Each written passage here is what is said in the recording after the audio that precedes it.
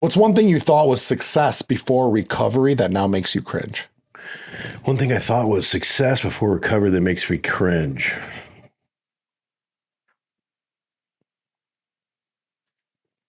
Yeah. Let's get this started. Let me break this down. That's a question from left field, my brother. One thing that I thought was success before, say it one more time. What's one thing you thought was success before recovery that now makes you cringe? People only care about money. Mm-hmm. Success is subjective. So that's going to be different. I mean, if you asked me in my early 20s what success was, I would answer it that way. Money. Success is different. To me, everybody wants to have money. It opens up doors. To me, success is saying yes to my wife when she wants to buy something nice. Success to me is eating wherever I want and ordering 2 steaks if I want 2 steaks, being able to dictate my day because I'm the boss, bank accounts are great, but man, it's so much deeper than that. You know what I mean? My sons, I have a 4-year-old and an 18-month-old. Their health is more important than my bank account. I mean, health of my family, because everything else is pretty much trivial. Because you could have the most success, have the biggest bank accounts ever. When something happens to your child, what does that matter, man? Everything falls into perspective very quickly when something like that happens, or if you lose a child or somebody passes. What's your bank account mean? Nothing. Mm-hmm. You know what I mean? Yeah, I like this question because I think back to our using days, and for me, it was success was gluttony, hedonism. It was sex. It was drugs. It was rock and roll. Sure. Right. It was Wolf of Wall Street. Sure. And I think, I lived like that. I used to laugh at the opening of that movie when he would lay out his laundry list of pills and drugs. And I'd be like, yeah, it's about right. Yeah. How much you want? All of it. Yeah. Yeah. How do I start my day? 4 Vicodin, Adderall. I had them right by my bed, bro. Right next to your bed. Yeah, because then you kind of fall back seat for a second and you're like, let's get up. But to me, it was like success was like the access to whatever you want to feel better. Sure. So how would you answer that? That. It would be like that. It would be like it would be like success would be like the access to whatever I want to feel as good as I possibly could. Whether it is sex, whether it's drugs, whether it's all instant gratification, right? But it's like the extremes of it. Sure. Right? To be able to say like, because that was my addict mind. So I wanted to feel as good about myself as possible and be completely out of what made me feel bad. Sure. So what's changed? How's that changed now? Discipline. Boom. Success to me is discipline now. Success to me is routine. Freedom of time. Boom. Like you said, being able to control your day. Yeah. Not answering to anybody. Sure. If I want to go on vacation, I can book a one-way ticket and then decide when I want to come liberation. home. Yeah. Yes, That's freedom, baby. It is. It is. And I think, money is a tool, right? Mm-hmm. And we have to have that to do the things that we want to do. Right. But at the end of the day, you're right. If health is missing, if happiness is missing, if connection with your brothers, with your wife, with your family, if that's missing, then what really is it? Because a lot of people that are miserable. This last year and a half, just with, I come from the mortgage industry, started this fitness thing. It's led into the peptide company, blah, blah, blah. It's yielded some pretty good wealth. It's been great. But going off of what you just said, I was going through some stuff with some family, with some friends that burnt me, and just let down by human humans in general, human nature. Like, you know what I mean? Is this really how things are? People don't want to see you succeed. And that was hard for me to kind of digest for a while. So I went through this stage of picking up a big boulder of resentment, not even knowing that I carried it. Now, in that time, now I'm busting my ass, like working 16-hour days. I worked for this shit for sure. My bank accounts were good, you know, like that part's rad. So, but I had tangible things. I had a nice bank account. I had what most people would say success is. Why the hell am I so angry? Why the hell am I not happy? You know what I mean? So that just answers it. Money doesn't mean necessarily success. If you're not happy, what is money worth? Mm-hmm. You know what I mean? You got to have the liberation. You have to have the freedom of dropping those resentments when you find them, because they're sneaky little suckers, bro. You know what I mean? I mean, I'm 14 years of sobriety, and you know, when you're 14 days sober, your addiction comes at you with a bag of dope because you're weak. 14 years of sobriety, it don't work for anymore. And that don't work for me anymore. So the addiction has got to go in the back door and like find just different ways to kind of get in and scratch, which is, again, I'm pretty seasoned when it comes to sobriety. I work a pretty good program, truly, you know, and I didn't even realize that I picked up this boulder of resentment until my bride was like, "What's wrong with you, man? You're off." I'm like, "Really? Am I?"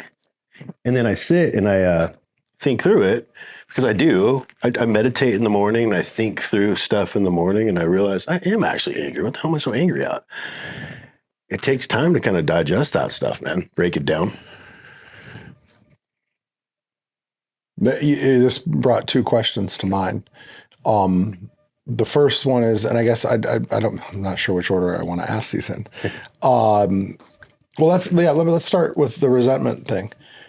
So as you've built the success and as you've kind of learned about letting go of the resentment, I might have wanted to ask these in the other order, but as you've been as you've been letting go of that resentment, do you find it's easier to edit people out of your life now at this point and move on? 100%. And it's easy to answer that, right? In hindsight, but then we go, and actually, no, this is good, because then you go and you talk about the sneakiness of your addiction, right? And I heard somebody once say that I never had as severe of addict traits until I got sober, or I never realized that I was an alcoholic until I got sober. Sure. In terms of our behavior. Absolutely. So it's funny because you say the lurking, you know, so somebody doesn't want you to succeed, or somebody is treating you a certain type of way. You start to build a resentment and you edit and audit them out of your life. But do you have those like lingering resentments that pop in? Sure. Yeah. Still working through them, bro. Yeah. I'm going to tell you, if tough. you ask me straight up, the people that I'm speaking of, I've gone through the steps numerous times at this point. I've never had a resentment going through them that I'm not ready to let this one go. I'm holding on to it tightly because I just do not like these people. And I've never experienced it until this last year or so, where I'm working through it, bro. I mean, you talk about discipline. I'm pretty freaking disciplined, man. Like I thrive on it. There's empowerment in discipline, and I love it. You know what I mean? And so I work through these things. I mean, how I do it, at least, is I wake up at 4. I don't look at my phone for an hour. I call it paying the tab. It doesn't matter if I'm on a beach in Maui. Doesn't matter if I'm in Cabo. I'm here. I wake up at 4, right? Non-negotiable. It's embedded in me. I've done it for 14 years. I don't look at my phone. I pray. I read from 5 books. I meditate, which for me is just kind of sitting there and letting my brain think. I've had amazing ideas that come in that little 15 minutes of just thinking. And then I physically get on my knees because they bend, and I end with a prayer. Now that's mine, you know, like that doesn't necessarily may not work for other people, but I pay the tab and I call it earning the sunrise. I do it every single day. And that has been such a baseline of just who I am as a man, keeping me in check with my integrity keeping me humble because, especially with we do, like, what we do, people notice us now. Like I'm walking down Huntington and like people know me, that's kind of weird. Like I was not ready for it at first. Like it's kind of weird, and like your ego can grow really quickly. It wants to tell me you're something. But those times when I'm alone with God, I go, oh no, you're not, you're just a dude, man. You're just, you know what I mean? Mm-hmm. So I call it paying the tab or the sunrise either way, just because if you say paying the tab, like if you go to a restaurant and you don't pay your tab, there's consequences. Like for someone like me, I was such a bad drug addict, dude, that like I literally touched the line of death numerous times, So I know I'm living on borrowed time. So if you go to the restaurant and don't pay the tab, there's consequences. For me, guys like me, if I don't pay the tab, it doesn't end well. I've seen too many people pick up, like I was telling you about, like, when I hadn't met you yet, but I remember seeing you at the gym, and I was sponsoring him. We both loved working out, so we had this connection. He went out one time, dude, once. Hit a year sober, one time. He didn't come back. That's how fast it happens. You know what I mean? Mm-hmm. It's brutal. What's the saying? Your addiction is doing push-ups in the parking lot? Yeah, bro. I would go a little further where it's like the Terminator, man. Remember the movie The Terminator? Yeah. It will not stop until you are dead. Remember that line? I think of it like that because it's watching us right now. Like you and I are both in recovery. It's literally here watching us, waiting for you to slip. So if I stop paying the tab, this dude pays the tab every day. But if I stop, he's stopping, right? Mm-hmm. So if we do the things that get us sober, where so many people stop doing the things that get them sober. They stop paying the tab, whatever the tab is for them. God's watching. Man, he's still doing all these things he doesn't want to do. Still going to meetings after 14 years, still working with guys, still doing all this stuff. So God puts his hand around us, right? He's protecting us. We don't see it. So those temptations, they ping off his hands. As soon as you stop doing those things, man, I love you. You're on your own now, man. You're not doing these things anymore. So God takes his hand of you. He loves you, but they start penetrating. And then all of a sudden you're like, I don't think I was that bad. I think I can get one drink.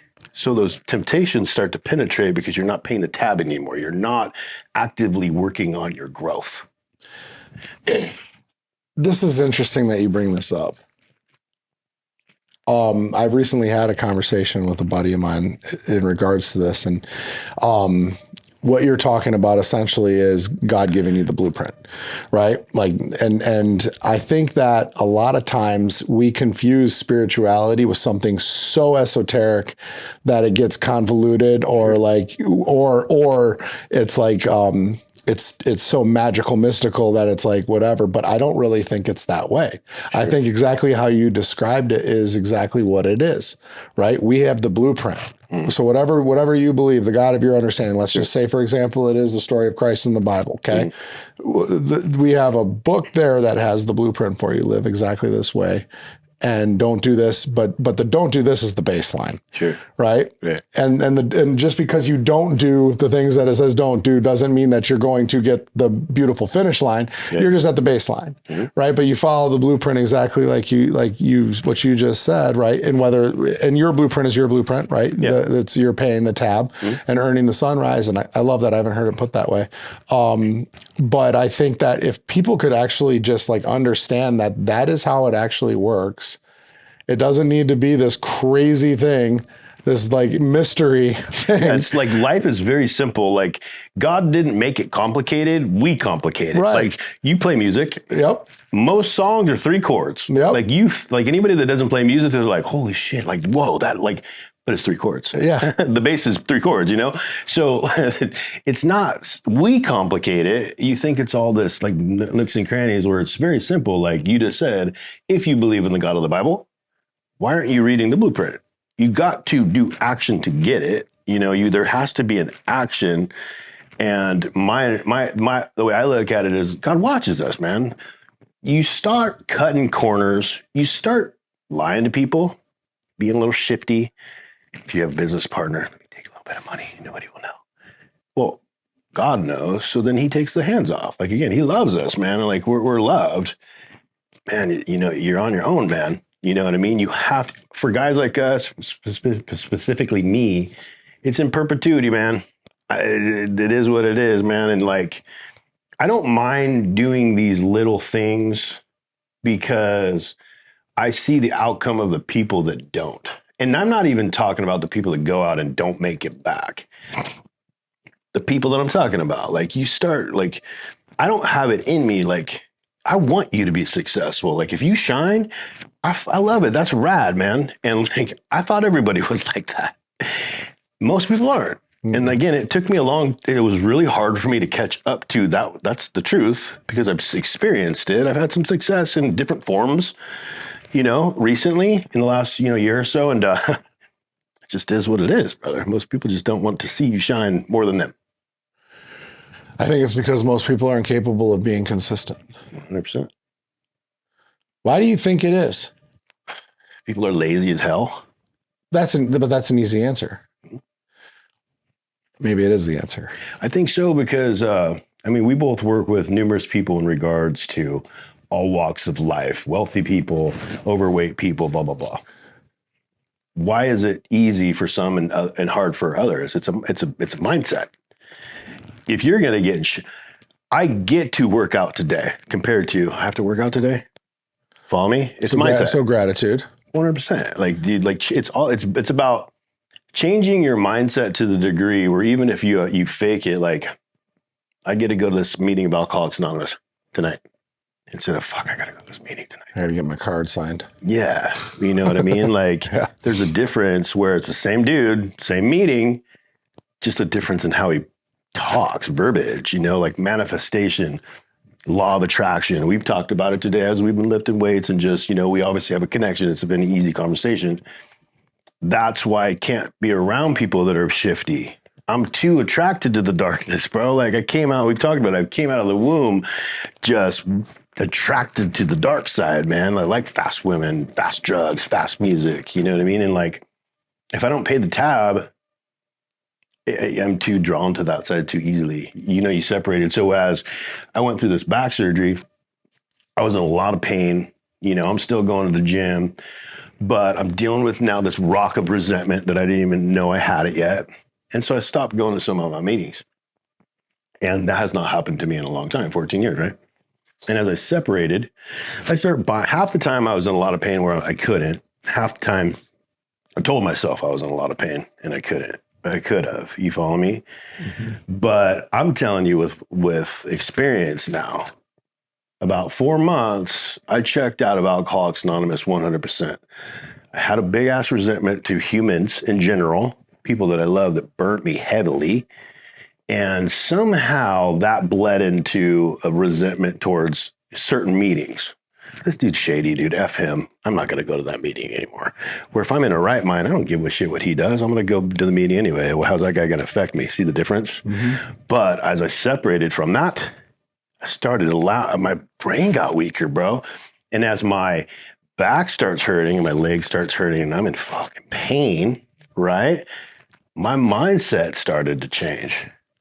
I became weaker and it's just, you can see how people, because I'm a pretty strong-minded dude, man. And I'm a pretty disciplined dude, but you can see the slippery slope, man. It happens.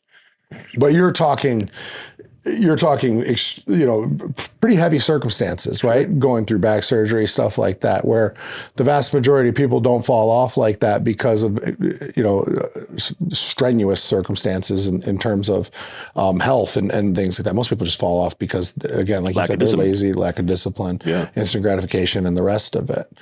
And so that kind of goes back to the, you know, to the consistency part of it. And feed it. You got to feed it. Yeah, 100%. And here's the other thing too. The consistency and the gratitude are two things that I think are superpowers of coming from being at rock bottom. 100%. It's very hard to teach gratitude to somebody who hasn't lost everything. For sure. It's hard for people to get sober that haven't lost anything. People do it, but that's why that rock bottom is important because, I mean, for me, dude, I had to literally wake up in a hospital bed 4 times from an overdose to where finally it was like, dude, like, okay, I'll do whatever you want. So then I get the sponsor guy, who I'm attracted to, this badass type dude that didn't take my shit, like I like that type of dude, like, old school sobriety, dude. Dude, you need to be at my house at this time. There's no option. It's not plural. Be here. You want the steps? Be here. And I'm like, well, I don't have a car or because it's entitlement. Like I don't have a car or, a license. Like how's this dude not picking me up? Entitlement. But he's like, you need to be at my house at this time. He didn't care how I got there. You're a man, figure it out. Yeah.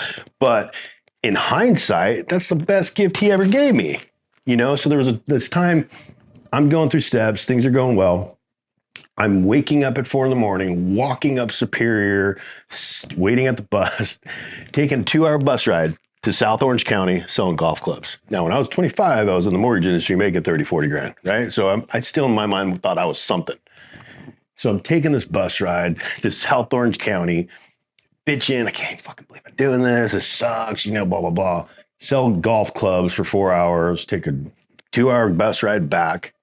So naturally, I finally meet some guys that work there. They're my buddies now, So I go to my sponsor. His name's Darko. I said, hey, listen, Darko, I met these 2 dudes. They're going to take me to and from, man. I'm going to kick them some gas money. And I'm thinking, he's not going to have a problem with this, right? He said, JD, are you a man? And I knew this tone, right? I'm like, where are we going with this? Yeah, I'm a man. He's like, why don't you figure out how to get to work on your own, dude, like a man does? Where I was like, what a dick, dude. Like, what's this guy's freaking problem? I'm going to give him gas money. You know what I mean? He had the foresight to see that I needed humility. I hadn't reached it yet. I still had entitlement. Mm-hmm. And that bus ride, sitting my house in the bus for months, I was growing. Every time I didn't want to do it, but I did it, my character grew. And every time the next day that I didn't want to do it, but I did it, my character grew. Now, I didn't see this, but all of a sudden, after months, I started to have some worth. Because I was looking at myself like a freaking heroin addict, but now I started to have some worth because I'm doing all these things I didn't want to do. That has led into where I'm at today, and I talk about it with fitness. Success is built upon all the things you don't want to do, but you do anyway. Mm-hmm. It's that simple. Just do it. Who cares? I don't care if you're tired. Do it anyway. You know what I mean? Mm-hmm. Sobriety shit, bro. Those lessons. Yeah. Just the men like us that have been through some shit that, like, you learn these lessons with life, man. I'm glad I don't regret them. I regret the people I've hurt. But, I've made my amends. But what has yielded from going through that shit and like literally building myself back up, walking into a sober living with a bucket of clothes. That's all I had left to what I have now, which most people would call a pretty successful guy. There's fucking power in that, man. I'm fucking proud of that shit. I worked for it. Going back to the thing you said about as you've built your personal brand and some of the ego kind of creeping in, do you feel like that ego came from a point of self-righteousness? Could, sure. I think that we all have a little touch of that. You know what I mean? I've struggled with that, and not from myself, because I've been pretty good at. There's been a couple times where like the self-righteousness is like, look at what I do. I wake up at 3 o'clock in the morning. Yeah. I work out every day. Blah blah blah. Who gives a fuck, right? But like, but I think that's become a huge faux pas in the space that we're in. For sure. I wake up at 2:30 in the morning and I, blah blah blah. Is that your name? Morning routine, right? Like. But look at it like this. I know what you're saying. So let's use it an example that sounds kind of similar. When I first got sober, I was going to these meetings. And I'd sit in these meetings and there's all these one-liners all over the wall. I'm newer in sobriety. Am I going to make it? I don't know. I'm still pretty jaded and, entitled. And I'm like, go easy and like easy does it. And all these things on the wall. And I'm like, dude, fucking whatever, dude. But later, when I do get sober, that shit has weight behind it, dude. Like, even though the dudes like us, or whether it's a ruse or not, like getting up at 4 every day, Most people won't do it. So if you do it, it doesn't matter where it comes from, that's a badass. Because if you say you're going to do something and you do it, like most people that can't lose weight have never learned the power of the empowerment of telling themselves no. If you say you're going to stop eating cake, right? It's not about cake. Who gives a shit about cake? If you go to a restaurant with all your friends and everybody gets dessert and it passes around and everybody's like, come on, just have a bite. If you say no, there's fucking empowerment in saying no because most people won't. Most people don't taste that empowerment because once you taste it, it's better than drugs, dude. Yep. It's so lifting. You start to fall in love with that feeling, you know, outworking you yesterday. It's hard to overcome that identity, though, of as the person who is a people pleaser or wants to fit in or wants to feel a certain type of way, right? We go into self-preservation. And even though we hate that version of ourselves, we still naturally go into self-preservation. Sure. And so in that situation, when you start to learn about taking your power back, that's, I think, when your identity shifts. Sure. I know that it's how it worked for me. Absolutely. Right. It started with gratitude. It started with routine. It started with building confidence. And then all of a sudden, you know, you start to notice your identity starts to shift to the person who does say no. Yeah. And that it's a muscle. It's a muscle. It builds and it's lonely at first, but that segues us right into a great conversation about your tribe, because discipline is at first a very lonely road.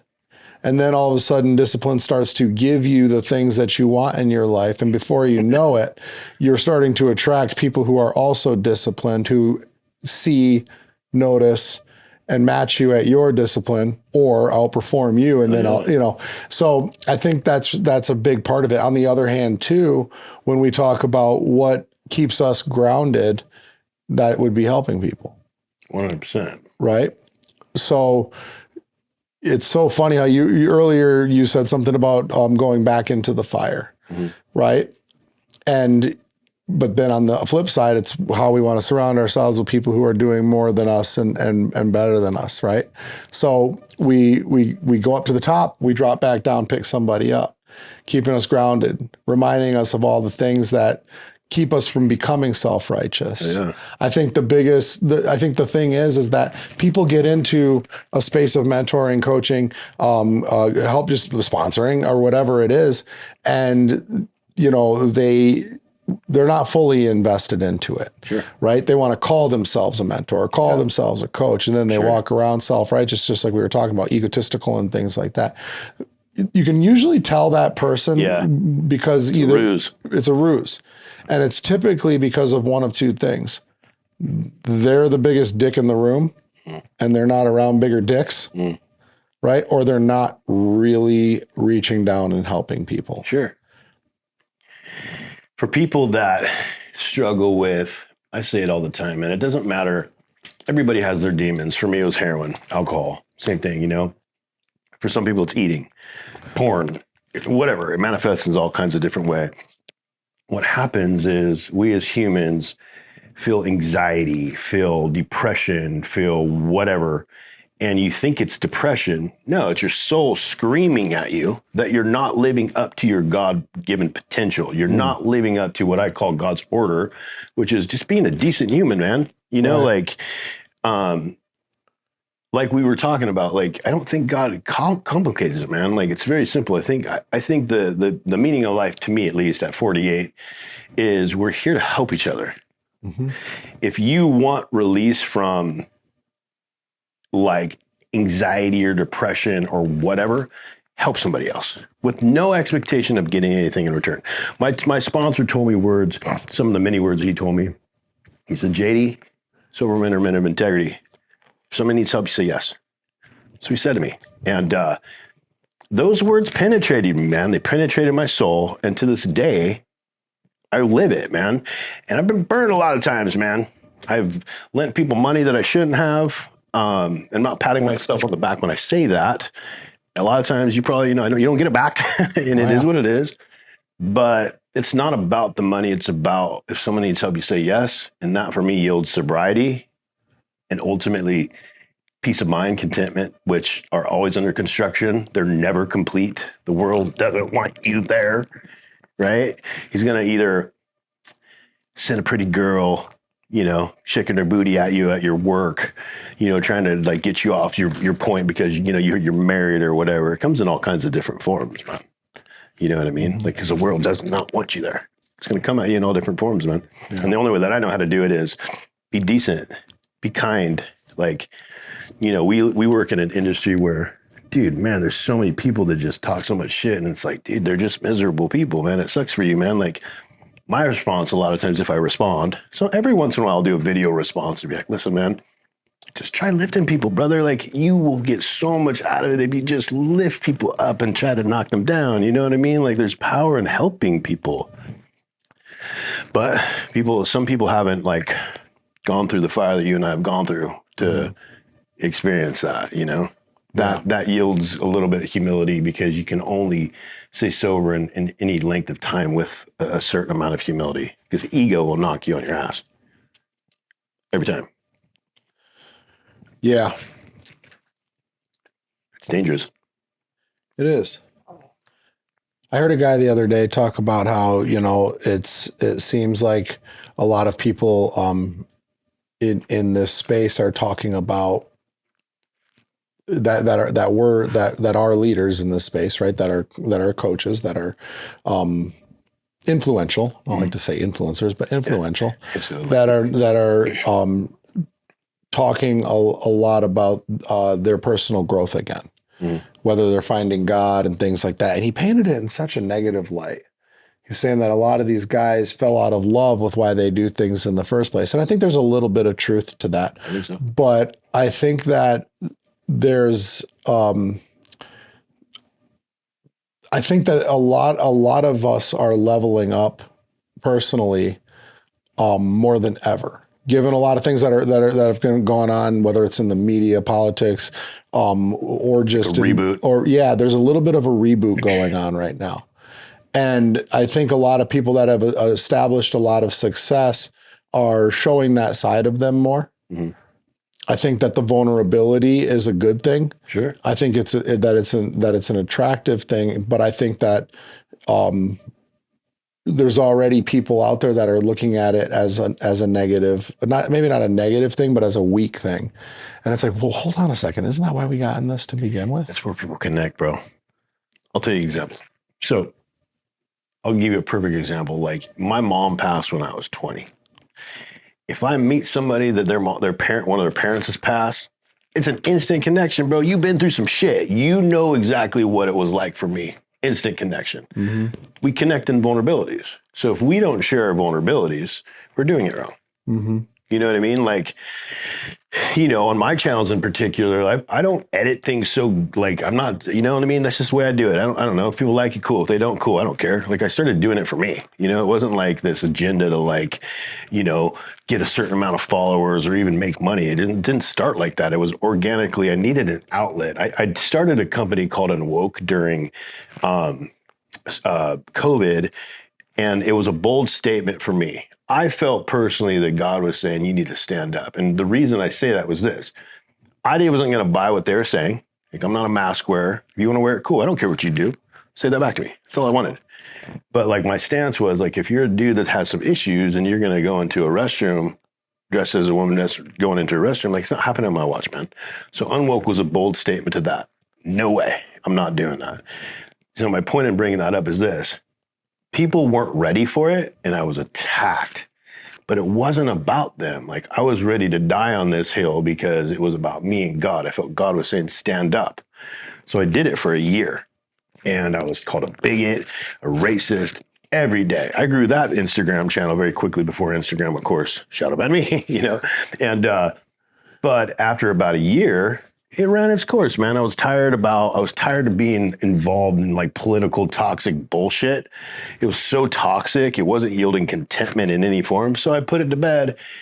And that was the reason I started the fitness channel. Ultimately, I needed an outlet to put in some positivity because I'm ultimately a positive guy. Like, I want to talk positive to you. Like, you and I are lifting, like, let's get after this shit, bro. Mm-hmm. Like, let's do this, man. If you fall, like, I want to give you a hand. Like, let's, let me pick you up. You know what I mean? And that was the kind of genesis of even doing it. I had no intention for it to turn into a career. Happened. Yeah. I think the positivity in this space is exactly what's needed. We're seeing it grow, and I'm watching it grow. I think. You know if it's real. Some people are full of shit. Yeah. But you can tell if it's authentic. Yeah. You know what I mean? Yeah. For sure. Some people ride on those coattails and like, I don't know this guy. Well, for the longest time though, like the trend was negative hook. You know, pain and all of that stuff. And I think sharing the pain in terms of vulnerability is a positive thing. But I think lifting each other up is what we're going to see more and more of. And I think it's a beautiful thing. Oh, yeah, man, we need it. And of course, there's going to be the derelicts out there that are going to drag people down and continue to say things are stupid and stuff like that. But the world is waking up to how people behave. Mm. And I think that we're going to see a huge influx of positivity in the gym culture and the fitness culture and the sobriety world. I mean, it's funny. I have a thread with my dad and my brother, and we talk about a lot of things from politics to faith and music and stuff like that. And my brother, and I were sending my dad Kill Switch Engage songs. Just hoping that maybe he stumbles across one. He's like, all right, I see why you guys like heavy music. Yeah. And then I had been listening to this cat named Cameron Whitcomb. Have you heard of him? Mm. Oh, he's fantastic. Young kid from Canada. Mm. And he sings a lot on most of his songs are about his recovery. He's Canadian, but his stuff's very Americana. Mm-hmm. And good. It's really good. Kind of bluegrassy, solid stuff. And he sings with a lot of passion. Mm-hmm. And I started to look at like how many of these artists are in recovery and are singing singing songs that are. I mean, the whole entire new Morgan Wallen album is like all about his struggle with alcohol and relationships and you know and all of that. And we're watching like this whole entire. First of all, just the fact that like addiction and stuff like dude, I'm an addict. I've been an addict my whole life. I didn't even know about addiction and being an addict until like not even a decade ago. Yeah. Like I didn't even know that was a thing. I didn't even know sober. I never even heard the word sober living. Yeah. Like I didn't even know what any of that shit meant. Right. I didn't know anybody that was an actual addict, even though everybody around me was an addict. Cool. Right. And now all of a sudden it's like it's so prominent. Like these aren't taboo anymore. Right.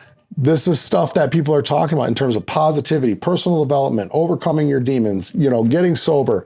More alcohol sales are dropped like crazy. That's true. People are building, full-on bars that are mocktail bars. Like the success in sobriety. You know, the whole concept that sobriety is sexy. Mm-hmm. We are in a situation now. We are in a time where success and recovery it's taking over. Well, because we talked about it earlier, man.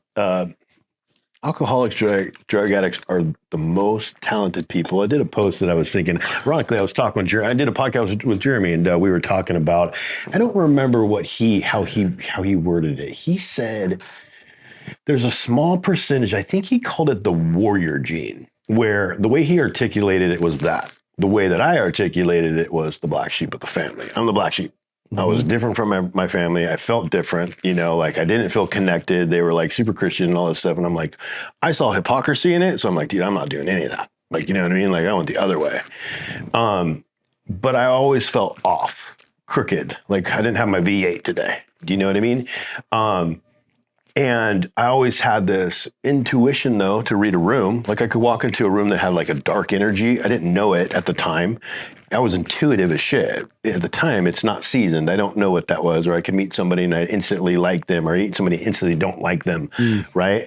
Those are the types of people that I'm talking about, a little bit outside the box. Where those are a lot of the people that struggle with addiction because they don't know how to control this fucking fire in their head. I thought everybody had this like insane brain that just didn't shut the fuck up and blah, right?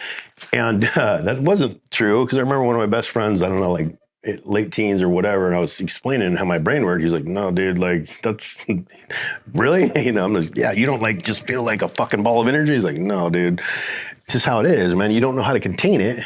So you pour alcohol on it, man. I just needed Tim this thing. I'm like about to blow. I don't even know how to contain it. So as you grow older, you learn about addiction, you learn about just life, and you evolve. When you can contain it and like keep that crazy energy, like Jordan Peterson says, men need to be dangerous. They need to be able to contain that danger and only let it out when it's needed to protect. Same form. Drug addicts, alcoholics, a lot of them are the black sheep and they don't know how to contain it. So they pour alcohol on it or drugs. But if they learn how to control that ball and then put it into what we do or whatever it is that they want to do, they're going to thrive. Why?